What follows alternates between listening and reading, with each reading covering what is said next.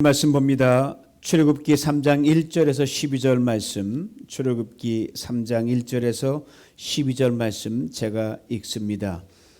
모세가 그 장인 미디안 제사장 이들의 양머리를 치더니 그 무리를 광야 서편으로 인도하여 하나님의 산 호렙에 이르매 여호와의 사자가 떨기나무 불꽃 가운데서 그에게 나타나시니라. 그가 보니 떨기나무에 불이 붙었으나 사라지지 아니하는지라. 이에 가로되 내가 돌이켜 가서 이 큰 광경을 보리라. 떨기나무가 어찌하여 타지 아니하는고 하는 동시에 여호와께서 그가 보려고 돌이켜 오는 것을 보신지라. 하나님이 떨기나무 가운데서 그를 불러 가라사대 모세야 모세야 하시매 그가 가로되 내가 여기 있나이다. 하나님이 가라사대 이리로 가까이 하지 말라. 너의 선 곳은 거룩한 땅이니 내 발에서 신을 벗으라. 또 이르시되 나는 내 조상의 하나님이니 아브라함의 하나님, 이삭의 하나님, 야곱의 하나님이니라. 모세가 하나님 배웁기를 두려워하여 얼굴을 가려우매 여호와께서 가라사대 내가 애굽에 있는 내 백성의 고통을 정령이 보고 그들이 그 간역자로 인하여 부르짖음을 듣고 그 우고를 알고 내가 내려와서 그들을 애굽인의 손에서 건져내고 그들을 그 땅에서 인도하여 아름답고 광대한 땅, 젖과 꿀이 흐르는 땅, 곧 가나안 족속, 헷 족속, 아모리 족속, 브리스 족속, 히위 족속, 여부수 족속의 지방에 이르려 하노라. 이제 이스라엘 자손의 부르짖음이 내게 달하고 애굽 사람이 그들을 괴롭게 하는 학대도 내가 보았으니 이제 내가 너를 바로에게 보내어 너로 내 백성 이스라엘 자손을 애굽에서 인도하여 내게 하리라. 모세가 하나님께 고하되 내가 누구간데 바로에게 가며 이스라엘 자손을 애굽에서 인도하여 내리이까. 하나님이 가라사대 내가 정녕 너와 함께 있으리라. 내가 백성을 애굽에서 인도하여 낸 후에 너희가 이 산에서 하나님을 섬기리니 이것이 내가 너를 보낸 증거니라. 아멘. 오늘 저는 본문 말씀을 가지고 인생 25시에서 시작을 여신 하나님이란 제목으로 함께 은혜를 나누길 원합니다. 여러분과 지금까지 살아오면서 가만히 인생을 돌아보면 내 계획과 마음대로 상황이 돌아간 경우가 많습니까? 아니면 그렇지 않은 경우가 많습니까? 물론 삶의 조각조각 부분적으로 이렇게 보면 현미경적으로 보면 내가 주도적으로 한 것처럼 보입니다. 그러나 조금만 범위를 넓게 보면 우리 인생은 보이지 않는 어떤 힘에 의해 이끌려왔다는 것을 알 수가 있습니다. 나의 의지와 생각과는 전혀 관계없이 그 어떤 강력한 힘에 의해 내 인생이 여기까지 왔다는 겁니다. 이걸 세상 사람들 운이라고 이야기를 하고 때로 우연이라고 말하지만 그리스도인들은 이것을 하나님의 섭리라고 말합니다. 그래서 그리스도인은 우리들이 늘 기억하고 선포해야 할 말이 있습니다. 하나님은 선하십니다. 하나님은 끝에서 새로운 시작을 여십니다. 이겁니다. 이런 점은 저는 시편 100편을 참 즐겨 암송하고 선포하고 묵상합니다. 두 가지를 분명히 말해주기 때문입니다. 먼저는 우리는 하나님이 지으신 백성이요 하나님이 기르시는 양이라는 사실입니다. 시편 100편 3절을 보면 여호와가 우리 하나님인 줄 너희는 알지어다. 그는 우리를 지으신 자시요 우리는 그의 것이니 그의 백성이요 그의 기르시는 양이로다. 다른 하나는 하나님 우리에게 선하시고 인자하시고 신실하시다는 사실입니다. 5절 말씀입니다. 대제 여호와는 선하시니 그 인자심이 영원하고 그 성실하심이 대대에 미치리로다. 오늘 본문에 그리스도인은 물론 해상 사람들에게도 너무너무 잘 알려진 인물이 하나 등장합니다. 바로 모세입니다. 우리가 모세의 인생을 통해 놓치지 말아야 할 것이 하나 있는데 바로 오늘 설교의 제목에서 알 수 있듯이 하나님께서는요 여러분 우리 모두를 인생 25시에서 시작을 새롭게 여신다고 하는 놀라운 사실입니다. 오늘 모세가 하나님을 극적으로 만나는 장면이 나옵니다. 그런데 그가 지금 하나님을 만나는 상황은 그의 인생 25시입니다. 25시라는 루마니아 작가 게오르기의 대표적인 장편 소설로 1949년에 발표된 작품입니다. 소설 속 주인공 모리츠는 작가 게오르기의 실제 비극적이고 절망적인 삶을 잘 대변해주고 있습니다. 소설 같지만 거의 사실입니다. 주인공 모리츠가 판타나 마을에서 농사를 지으며 살아가는 순박한 농부였습니다. 그렇지만 모리츠의 아내를 탐했던 한 헌병 병사 때문에 억울한 누명을 뒤집어 쓰고 강제노동 수용소로 끌려갑니다. 그때부터 그의 비극이 시작이 됩니다. 전혀 자기의 의지와 관계없이 인생이 희한하게 돌아가는 거예요. 다행히도 독일 장교의 눈에 띕니다. 포로 감시병으로서의 안정된 생활을 보장받고요. 포로들의 도망가는 걸 돕다가 자신도 함께 연합군 점령지로 도망을 치게 됩니다. 이런 일련의 도피 행각이 이어지면서 그는 수백 곳의 수용소를 전전하게 됩니다. 이런 와중에 그는 때론 유대인으로, 때로는 적성 루마니아인으로, 때로는 게르만인 등 매번 다른 사람으로 불리워지게 됩니다. 그리고 2차 대전이라는 굵직한 인류의 비극적인 전쟁을 그는 목도하게 되고 그 중심을 통과하게 됩니다. 그리고 그 전쟁의 한 중심 속에서 인간의 삶이 무참히도 짓밟히는 그걸 실시간으로 보고 겪고 들으면서 여기에 인간이 무슨 소망이 있는가? 어디에 탈출구와 도피처가 있는가라고 하는 인간 실존의 깊은 절망의 터널을 그는 지나게 됩니다. 그리고 이것이 또한 미국과 소련이라는 강대국 그 틈바구니 속에서 약소국이었던 조국 루마니아의 현실구나라는 것을 뼈저리게 경험하게 됩니다. 한 인간의 나약한 실존 속에서 작은 나라 민족의 서러움을 그는 토해냅니다. 게오르기의 소설 이름대로 25시란 원래 존재하지 않습니다. 자정을 알리는 24시 다음엔 새로운 시간은 0시, 1시로 이어져야 되는데 그런데 캄캄한 자정인 24시가 멈추지 않고 계속 어두움이 이어진다고 하는 그런 절망의 시간 속으로 달려간다. 이것을 25시라는 상징적인 표현을 써서 그는 소설을 명칭을 붙였습니다. 게오르기가 자신의 소설을 왜 25시로 제목 붙였는가에 대해서 소설 속에서 이를 암시하는 대목이 나옵니다. 들어보세요. 25시는 인류의 모든 구원이 끝나버린 시간이라는 뜻이야. 설사 메시아가 다시 강림한다고 해도 아무런 도움이 될 수 없는 시간인 거지. 최후의 시간도 아닌 최후에서 이미 1시간이 더 지난 시간이지. 서구 사회가 처한 지금 이 순간이 바로 25시야. 그래서 우리가 이 인생 25시라고 하면요, 끝이요, 허무요, 절망이요, 더 이상 가능성이 없는 상황을 의미하고 있습니다. 작가 게오르기의 인생, 그리고 그를 대변하는 소설 속 주인공 모리츠 가만히 보면 오늘 본문의 모세와 비슷한 모습이 상당히 많습니다. 나라가 작은 것이 하나예요. 루마니아도 작고 히브리 이스라엘도 작습니다. 도망치러 살았던 인생도 비슷하고 모세도 도망치고 모리츠도 도망을 다니고 루마니아인인데 게르만으로 융숭이 대접받은 것도 그렇고 캄캄한 인생의 밤만 계속되면서 인생이 저물어가는 영점으로 가는 그러한 모습도 비슷합니다. 물론 시대가 다르죠. 수천 년의 격차가 있고 상황이 다르고 처지가 전혀 다르지만 공통분모가 많더란 말입니다.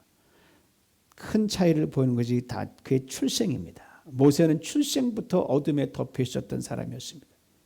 게오르기는 출생에는 비교적 괜찮은 집안에 태어났습니다.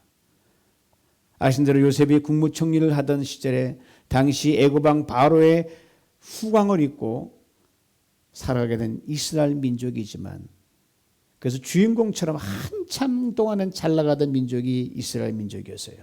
그러나 세월이 흐르면서 요셉을 알고 요셉을 후대했던 애굽왕이 세상을 떠납니다. 그리고 전혀 새로운 왕조가 등장을 하는데 그때부터 이스라엘 민족에게 시련이 닥치기 시작을 했습니다. 급기야는 이스라엘 민족에 대한 탄압 정책이 위에서 내려옵니다. 그리고 인구 증가를 막기 위해 남자아이가 태어나면 죽이라는 왕명도 전국적으로 선포가 됩니다. 바로 이때 모세가 태어납니다. 히브리 산파의 기지와 도움으로 태어나면서 죽임을 당하지 않고 모세가 어머니의 품에서 몇 개월을 보냅니다. 그러나 더 이상 울음소리도 커지죠. 점점 아이가 자라죠. 어디 숨겨놓을 데가 없습니다. 그래서 갈대 상자에 역청을 발라 산 아기 모세를 그 안에 넣어서 나일강에다 띄워내려 보냅니다. 부모가 살아있을 때 살아있는 모습으로 그 마지막인 것처럼 떠나버립니다. 물이 강하게 흐르면 죽고 마는 겁니다. 이 떠내려가는 아기 바구니를 마침 나일강에 목욕을 하러 왔던, 미역을 감으러 나왔던 애굽 왕 바로의 공주가 그걸 보고 하인을 시켜서 저 웬 바구니가 떠가느냐 가져오게 만듭니다. 열어보니 건장한 아이가 그 속에 들어서 있는 거예요. 공주가 왕궁으로 데려가서 자기 아들처럼 키웁니다. 이런 연유에서 모세는 다음과 같은 별칭이 따라다닙니다. 입양아 출신의 귀족, 그리고 애굽 왕궁에서 자란 히브리 사람, 그리고 노예국 출신으로 특권층으로 신분 상승한 인물. 왕의 식탁에서 식사를 합니다. 최고급 학교에서 교육을 받습니다. 이렇게 왕궁에서 철저하게 로열 패밀리 에듀케이션, 왕가의 교육을 받으면서 어느덧 그 갈대 상자에 있던 그 핏덩이 같은 어린아이가 40대 청년으로 성장하게 됩니다. 유모였던 어머니 스라에서 철저하게 히브리 교육도 동시에 받습니다. 거기서 애국심을 그는 키우게 됩니다. 그래도 어느 날 모세가 밖에 나가서 이렇게 거니는데 애굽 사람이 자기 민족 히브리 사람을 때리는 것을 목격하게 됩니다. 화가 난 모세가 그만 그 자기 종족 히브리인을 때린 그 애굽 사람을 때려서 죽음에 이르게 합니다. 다음 날 동족을 사랑하는 마음으로 또 들판에 나갔다가 이번에 가만히 보니까 이제는 자기 민족끼리 싸우는 거예요. 노예로 사는 거 서러운데 자기 민족끼리 싸우는 거예요.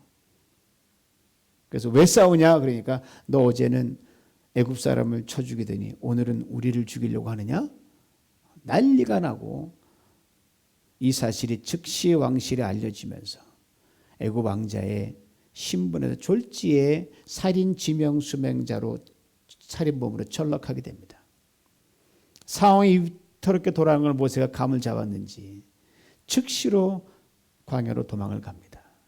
아마 왕궁으로 들어갈 여유가 아마 없었던 것 같아서 아마 그냥 입은 채로 그냥 걸어만 나살 긴박하게 광야로 도망간 것 같아요. 다행히도 그가 도망갔던 그 미디안 광야에서 가정을 꾸리고 살게 됩니다. 살인범으로 지명수매된 상태에서 정신없이 도망갔던 그 끝에서 모세가 광야에서 만난 여인이 누구냐? 바로 미디안 지역의 광야의 그 전체를 부족을 맡고 있던 미디안 제사장의 딸이었습니다. 저는 이 대목을 읽을 때마다 늘 소름 끼치듯 전율한 장면이 됩니다. 전율하게 됩니다. 다 잃어버렸잖아요. 덩그러니 혼자잖아요. 근데 그 모세에게 하나님께서 가정을 선물로 주셨다는 겁니다. 저는 그래서 광야같이 어렵고 힘든 시간을 지나면서 가정이나 뭔가 광야 속에서 더욱 견고해지고 강해지는 것이 가정이다. 이게 제 평소의 지론입니다. 지금 우리도 코로나 바이러스 지나면서 가족 구성원 한 사람 한 사람이 늘 귀했지만 이전보다 훨씬 귀한 걸 깨닫게 됩니다. 얼마나 소중한지 몰라요. 어려운 점도 있지만 얼마나 부모가 귀하고 자녀가 귀하고 형제자매인지 모릅니다. 광야에서 만난 모세 안의 이름도 또 우리에게 귀한 걸 깨우쳐주는데 모세 안의 이름이 십보라인데 그 뜻이 뭔지 아세요? 참 재미있어요.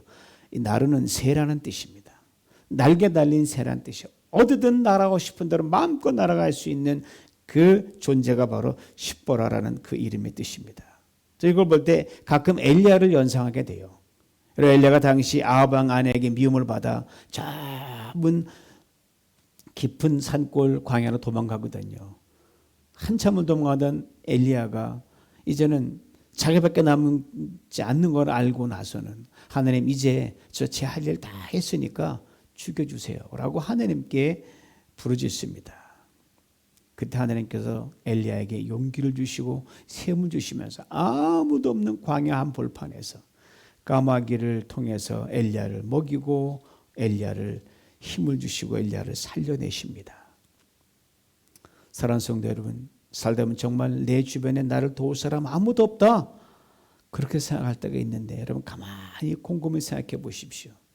그래도 하나님께서요 이런저런 모습으로 꽤 많은 사람들을 붙여주셔서 그래서 여러분과 제가 살고 있다는 사실입니다. 그러면 정말 나보다 그것조차 없다 그러면 이처럼 새를 보내어 살려내십니다. 즉 모세에게 십보라라는 구원과 위로의 회복의 새를 아내로 붙여주셨듯이 말입니다. 지금 여러분 주변을 자세히 살펴보시기 바랍니다. 분명 여러분을 많지는 않지만 딱 하나라도 은밀히 돕고 힘이 되어주는 새 같은 존재를 여러분 반드시 발견할 수 있을 것입니다. 어려운 때에 하나님이 붙여주신 사람입니다. 평생 잊어서는 안 되겠죠. 모세가 십보라와 가정을 이루며 아들 둘을 낳는데 하나의 이름은 게르솜, 다른 아이 이름은 엘리에셀입니다. 게르솜이란 내가 객지에서 나간 애가 되었다는 뜻이고요. 엘리에셀은 하나님이 나를 도우셨다는 뜻입니다. 이 둘을 연결시키면요. 나그네 인생을 하나님께서 반드시 도우시고 책임지신다는 것을 모세에게 자녀를 통하여 철저하게 깨워주셨습니다. 여러분과 제게 주신 자녀들 분명 모세의 이름과는 모세의 두 아들 이름과는 다릅니다. 그러나 광야 같은 인생을 살아가는 건 똑같지 않습니까? 우리에게 주신 귀한 선물이 바로 자녀들 아닙니까? 그런 이름은 비록 다를지 몰라도 이후 여러분 자녀들을 볼 때마다 이렇게 고백할 수 있길 원합니다. 이 자녀를 보면서 게르솜이다 고백하는 거예요. 나그네 인생을 깨닫는 겁니다. 또 저 자녀를 보면서 엘리에셀이라고 고백하는 거예요. 하나님의 도우신다를 일깨워주는 겁니다. 그러면 자녀들이 미운 자녀가 아니라 더욱 사랑스러운 자녀로 여러분 곁에 가까이 마음속에 깊이 각인되게 될 것입니다. 왜 이들을 통해 하나님이 나그네 인생에서 나를 자녀들을 이 가정 은밀히 도우신다는 것을 끊임없이 일깨워주고 있기 때문입니다. 십보라와 사이에서 두 자녀를 낳기르면서 모세 광야 생활이 또 어연 40년이 흐르게 됩니다. 애굽 왕자로 40년, 광야 40년, 80이에요. 그렇게 자신의 광야 생활을 살다가 미디안 광야에서 뼈를 묻을 것이라고 생각했습니다. 40년 전에 두 주먹을 쥐고 피 끓었던 민족을 사랑하던 그런 애굽의 그 모세의 애국심은 온데간도 없습니다. 그렇게 매일매일 보는 어느 날 양떼를 모고 들판을 여기저기 거니다가 늘 지나치던 산 기슭을 지나치게 되는데 이때 오늘 본문 1절에 이렇게 우리에게 증거합니다. 모세가 그 장인 미디안 제사장 이둘의 양머리를 치더니 그 무리를 광야 서편으로 인도하여 하나님의 산 호렙에 이르매 늘 다니던 호렙산이었습니다. 그런데 40년 동안 한 번도 보지 못했던 광경이 저 앞에서 펼쳐지는 거예요. 산 기슭에는 떨기나무가 보이는데 그 떨기나무 불이 막 활활 타고 있는 거예요. 그 이상하게 나무가 안 타고요. 계속 불꽃은 불꽃대로 나무는 나무 그대로 있는 거예요. 너무너무 이상하고 신기해서 모세가 양떼들 한 곳에 모아놓고 그 불타는 떨기나무 쪽으로 가고 있습니다. 어느 정도 가까이 갔을 때 그 떨기나무 한가운데서 하나님의 음성을 모세가 듣습니다. 모세야, 모세야. 두 번 연거푸 부르십니다.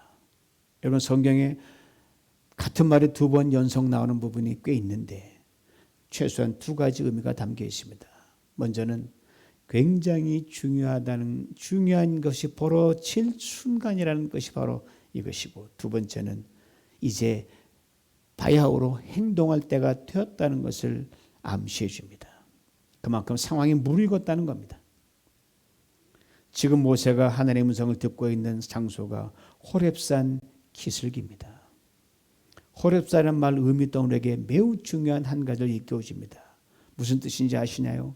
황무지란 뜻입니다. 광야란 뜻이고요. 쓰레기 더미란 뜻이 바로 호렙입니다.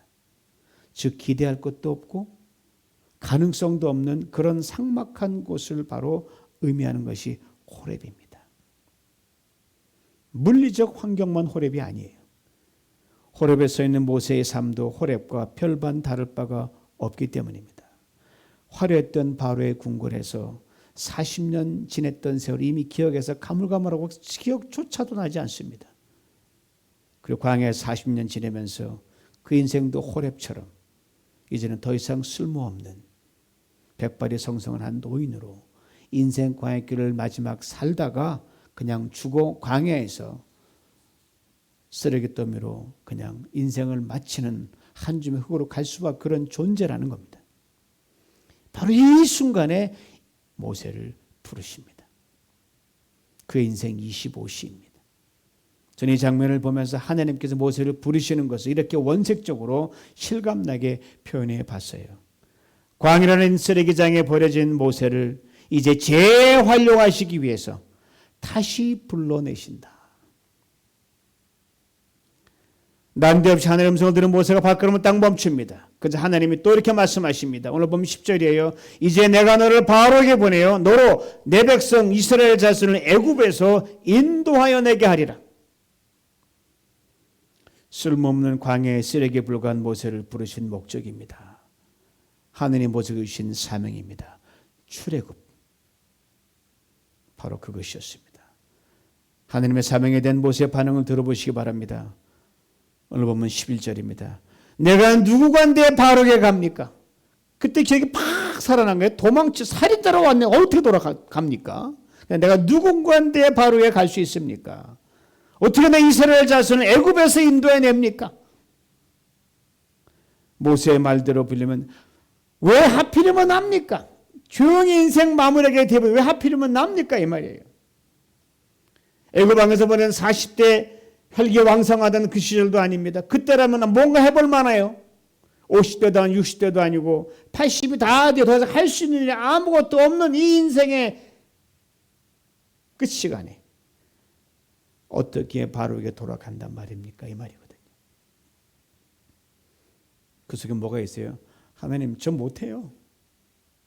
못합니다. 모세는 가려고 하지 않았습니다. 아니 가고 싶지가 않았습니다. 여러분 같으면 가시겠어요? 저 같아도 못 갈 것 같아요. 하나님의 음성을 직접 들었다면 한번 생각해 볼 수 있겠지라고 혹 그렇게 생각하십니까?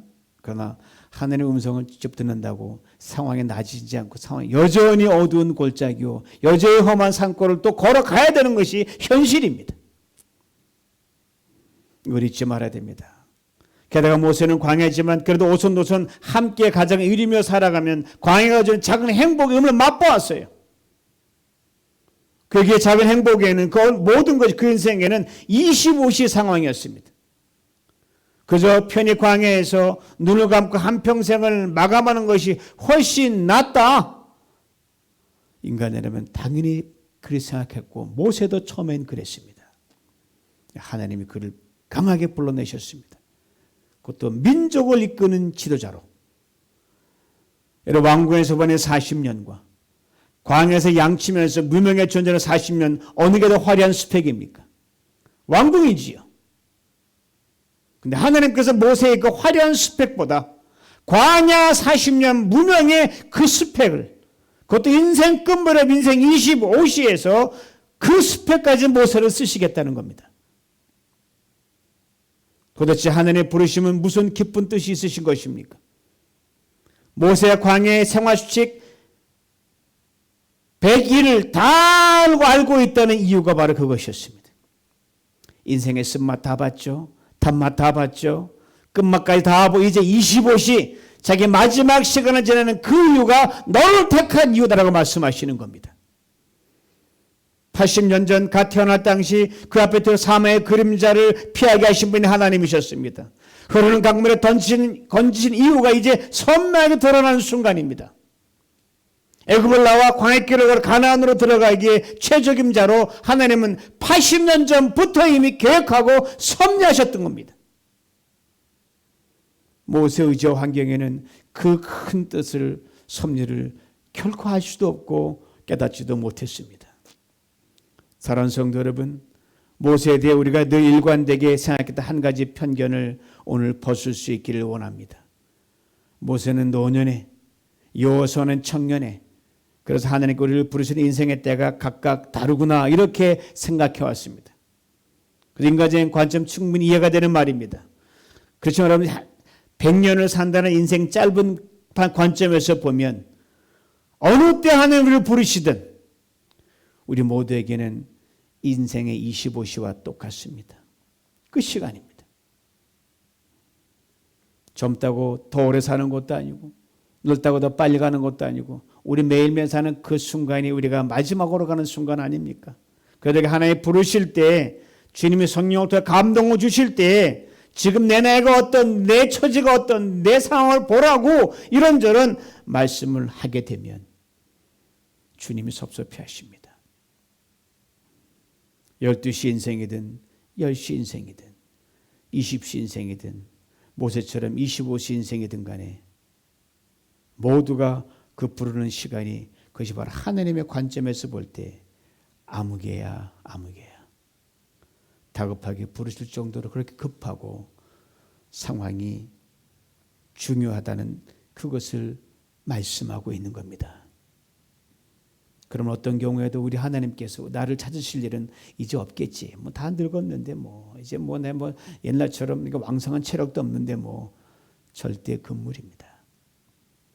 내가 한창 때가 이미 지나도 한참 지났구나라는 생각도 안 됩니다. 이상 내가 뭘 할 수 있겠는가라고 하는 생각이 혹시 드십니까? 그렇지 않습니다. 내가 이 상태는 뭘 할 수 있어 라고 생각하는 그 순간에 바로 하나님이 여러분이 쓰시고자 하는 한 사람이라는 것을 결코 잊지 마시기 바랍니다. 우리 모두는 광야 호흡을 지나가고 있습니다. 특별히 코로나 바이러스로 인해 그 어느 때보다 혹독한 호흡을 지나고 있습니다. 세상도 흔들립니다. 나라도 흔들립니다. 거대한 기업도 흔들립니다. 코로나 바이러스가 이전에 우리가 살아왔던 삶의 패턴과는 전혀 다른 우리가 한 번도 가지 못한 경험해보지 못한 새로운 광야의 호랩길로 우리를 지금 몰아갑니다. 여러분 가고 싶지 않다고 갈 수가 없어요. 그냥 가야 돼요. 그 길로. 한 번도 가보지 않은 길입니다. 우리가 목숨이 붙어있는 한 가야 됩니다. 게다가 우리 모두는 지날수록 나이가 더 먹어갑니다. 건강도 예전 같지 않습니다. 경험은 있지만 불확실성 시대에 이게 얼마나 힘이 될까 이제 염려와 걱정이 이 코로나 바이러스 때문에 자신감이 없어집니다. 그러니까 여기서 그냥 더 나빠지지만 않고 편안히 살았으면 좋겠다 라는 생각이 아마 분명히 드실 거예요. 미디안 광야의 모세가 그랬거든요. 그렇지 않습니다. 코로나 바이러스의 일상을 분명 바꾸는 건 맞아요. 그리고 전에 한 번도 들어보지 못한 말들이 우리 귀에 들려오고 이제 자주 들립니다. 그 중에 대표적인 건 무슨 소리인지 아세요? 언택트입니다. 영어도 아니고 우리말도 아닌 신조어가 태어났는데 아주 하이브리드 랭귀지예요. 접촉을 뜻하는 컨택트라는 단어에다가 반대를 뜻하는 un, 그 접도를 붙여서 된 말이 언택트입니다. 다 들어보셨죠? 지금 아마 언택트란 말 굉장히 많이 들으실 거예요. 소위 말하면 비대면, 비접촉을 뜻하는 신조어입니다. 코로나 바이러스가 바로 언택트 시대를 어차피 우리가 나중에 겪어야 되는데 이거를 엄청나게 앞당겨 놨습니다. 저는 한 번도 경험하지 못한 비대면 예배를 드리고 있잖아요. 온라인 예배를 드리고 있는 것 바로 그 두드러진 사례입니다. 그 사람들이 어떻게 이렇게 된 건가? 그 일을 겪고 있는 거예요. 일상화될 것입니다. 바로 비록 얼굴을 보지는 못해도 마치 보는 듯이 여러분 저를 화면으로 보는 듯이 우리가 소통할 수 있는 시대를 살아갑니다. 처음엔 굉장히 어색했죠. 저도 여러분 얼굴을 못 보니까 너무너무 답답하고 이제는 익숙해졌어요. 화면 그 카메라 화면 앞에 여러분의 얼굴이 전장로님, 믿음 목장, 그다음에 사람 목장에 이수키 권사님, 뭐 백문순 권사님, 뭐 강진영 권사님 다 보여요 이제요. 저는 이런 관점에서 저는 코로나 바이러스를 하나님께 우리로 하여금 한 번도 가보지 않은 신앙과 믿음의 언택트 시대로 우리를 이끄시는 호렙의 사건이라고 저는 부릅니다. 그 옛날 모세를 그 한 번도 접촉해보지 못하고 경험해보지 못한, 즉 컨택하지 못한 하나님의 놀라운 구원의 능력을 보게 하시려고 호렙에서 불러내셔서 출애굽의 기적을 보게 하셨듯이 말입니다. 가보지 않은 길 분명 두렵습니다. 걱정됩니다. 주저합니다. 언택의 시간과 공간이기 때문입니다. 그러나 바로 그 언택의 시간과 공간에서요, 한 번도 경험하지 못한 하나님의 능력과 은혜를 컨택, 접촉하고 만나고 경험할 수 있습니다. 이것을 꼭 기억할 수 있기를 원합니다. 그러면 코로나 바이러스란 놈이 우리를 한 번도 경험하지 못한 언택의 시간과 사건과 공간, 우리를 몰고 갈 때 우리는 두려움과 염려와 걱정, 불안을 넘어 하나님의 능력과 은혜의 새로운 차원으로 우리가 들어간다는 사실을 동시에 기억할 수 있기를 원합니다. 그러므로 코로나 바이러스의 광야의 시간을 지나며 하나님께 우리를 위해 어떻게 일하실 것인가, 이것을 기대하는 우리 모두가 될 수 있기를 간절히 원합니다. 한번 저를 따라해 보실래요? 주님, 이 언택의 시대에 주님의 새로운 차원의 능력과 은혜를 기대합니다. 이 고백을 따라 하나님께서 코로나 바이러스로 인해 이제는 우리의 모든 경험과 지식과 자랑과 성취, 그리고 의지했던 모든 리소스가 전혀 먹혀들지 않고 바닥이 난 인생 25시의 상황에서 하나님께 당신의 새로운 역사를 여러분과 저희 삶에서 반드시 행하실 것입니다. 그 시작점이 바로 지금 여러분이 예배드리는 가정 성전이 될 수 있기를 원합니다. 이 시간 미대한 광야 호렙에서 모세에게 들려주셨던 음성을 우리 각자에게 들려준 음성으로 들으실 수 있기를 원합니다. 모세야, 모세야. 이 음성에 우리 아멘으로 모두 화답하면서 우리 발에 신을 벗고 겸손히 무릎을 꿇는 우리 모두가 될 수 있기를 원합니다.